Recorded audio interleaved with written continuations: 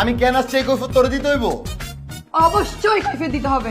So sorry, আমি না তোর কোনো কৈফত দিতে পারবো না। আর তুই এখানে কেন? ও বুঝতে পারছি, আমার গ্রানে গ্রানে চলে আসছিস না? সোসা বিলাই তো আমার গান পায় আমার গানে সুসুর করে এখানে চলে আসছে। আরে বাবা রে, কি সুন্দর ঘ্রাণ! এই ঘ্রাণ আমি পাগল হয়ে তোর পিছে পিছে চলেছে। এই সুগন্ধ না দুর্গন্ধ?